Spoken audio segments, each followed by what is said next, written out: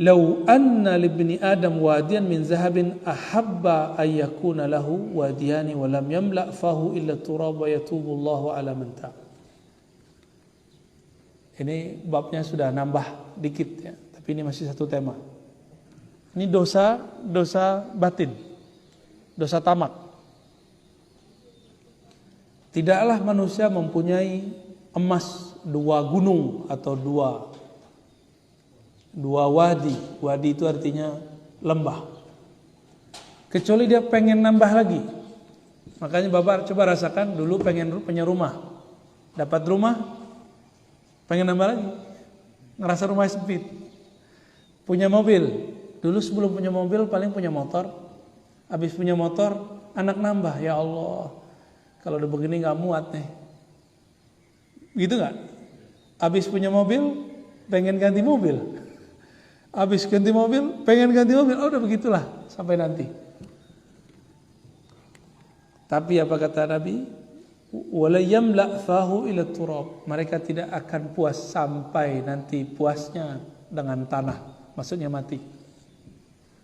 "Wa yatubullahu ala man taba." Allah terima tobat orang yang bertobat. Ini maksudnya tobat dari dosa tamak. Jadi ada dosa yang zahir, ada dosa yang batin. Ini dosa dari tamak. Pernah tobat nggak dari tamak? Kita ini tamak semua Pak, jujur aja ya. Coba kita kalah loh sama kucing, mohon maaf sama anjing. Itu si guguk, kalau sudah kenyang, dia bawa nggak makanannya ke kandangnya? Nggak pernah. Nggak pernah si guguk itu bawa nyimpen makanan untuk besok tuh nggak pernah. Kalau kita nyimpen di kulkas, ya, bener nggak? Wah itu masih biasa. Kita nih nyimpen dalam ATM. Lebih dahsyat tamak kita ini. Oh Ustaz, ini bukan untuk tamak, ini untuk persiapan masa depan. Ya itu ngeles aja. Bilang aja tamak. Dulu pikir, coba kalau dalam ATM ada 10 juta, masih muda. Pas sudah menikah, ya Allah, coba kalau di ATM ada 100 juta. Ya, begitulah terus, nggak akan puas. Kalau saya punya 100 juta nih, saya bantu nih tetangga nih. Saya bantu nih orang-orang di sekitar nih. Dulu pas sudah ada 100 juta, bantu nggak? Berbagi nggak? Malah tambah pelit. Ya. Itu banyak Pak orang-orang yang butuh sekitar kita. Berbagilah. Ya. Jangan numpuk-numpuk terus. Rezeki kita bukan yang kita tabung, rezeki kita makan. Rezeki kita yang kita beri ke orang. Jadi kita kalau memberi ke orang itu rezeki kita di akhirat. Jadi sebanyak apa kita memberi untuk orang lain, sebanyak itulah rezeki kita nanti di akhirat dikalikan oleh Allah Subhanahu wa taala. Coba biasakan tiap hari memberi, ngasih. Sampai jadi watak. Nah, orang-orang beginilah yang akan dipanggil nanti di depan pintu surga. Pintu surga itu gede sekali, itu ada 8 pintu. Dan di situ ada malaikat bacain nama. Pak RT, nggak kesebut Pak, paling namanya disebut. Pak Fahmi, nama jasadnya. Ada nama ruhani yang juga dipanggil.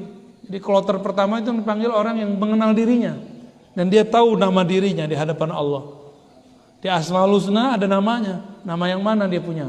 Itu yang dipanggil oleh Allah. Kalau dia ahli sedekah dipanggil dari pintu sedekah. Tetap dipanggil dengan namanya. Jika dia ahli sholat dipanggil dengan sholat. Tapi saya yakin ini sholat kita nih gak pantas itu dipanggil deh. Ya, sholatnya gak khusyuk soalnya. Ya. Yang khusyuk itu Sayyidina Abu Bakar As-Siddiq. Dia paling tulus, sholatnya paling khusyuk. Semua hartanya diserahkan ke Nabi untuk perjuangan Nabi Sallallahu Alaihi Wasallam. Ada nggak orang begitu sekarang? Nggak ada. Kita ini kalau punya guru, punya syekh, punya kiai, kita bantu sebentar aja, kita udah ngerasa berjasa. Ya, belum apa-apa, baru mau bangun pesantren, baru mau bangun ma'had, terus udah bilang, ntar kalau ada gedung nama saya ya, ntar nama mbah saya ya. Belum berbuat sudah mulai begitu. Belum ada jasa apa-apa.